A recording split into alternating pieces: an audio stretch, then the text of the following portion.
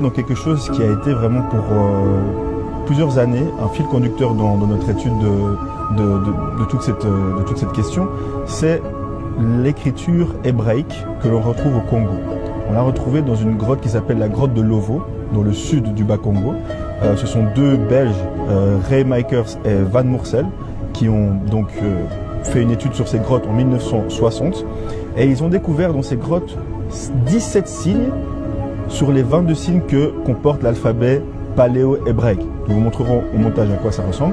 C'est ce qu'on appelle en hébreu le Ktav Ivri, c'est-à-dire l'écriture hébraïque pure, la première que l'on avait, que Moïse avait reçue au mont Sinaï.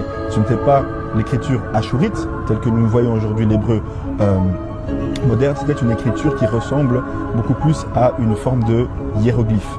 Et cette écriture, nous la retrouvons donc au Congo en 17 exemplaires. Nous avons les citations de ces scientifiques qui disent que sur les 17 signes que l'on retrouve au Congo, nous avons des similitudes.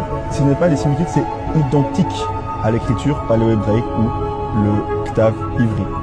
Donc maintenant la question c'est de savoir comment est-ce que, bien sûr cette écriture-là est là-bas, nous l'avons déjà vu au fur de ces épisodes.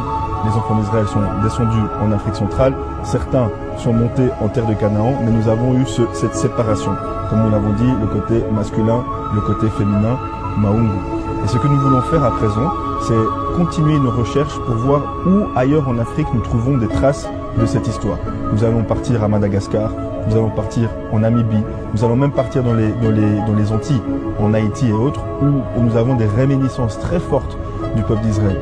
Vous verrez que tout ce puzzle, qui est vraiment aujourd'hui quelque chose que, en fait, c'est plus contournable. Il y a quelques années encore, personne ne parlait de ces questions. Qui est israélite, qui est juif, qu'est-ce que ça veut dire?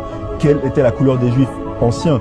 Comment est-ce qu'aujourd'hui nous avons des juifs qui sont devenus blancs, alors qu'eux-mêmes savent que les juifs de l'époque n'étaient pas blancs? Le Pirkei des Rabbi Eliezer nous dit Shem était Sharor Venaim, c'est-à-dire noir et beau. Donc nous savons maintenant que cette question-là est au centre du débat actuel, aussi avec tout ce qui se passe aux États-Unis. Nous ne allons pas rentrer là-dedans maintenant, mais sachez seulement que pour notre vision des choses, le plus important, ce sont les midot tevot, le bon comportement. Et c'est comme ça que l'on reconnaît un vrai bénéfice.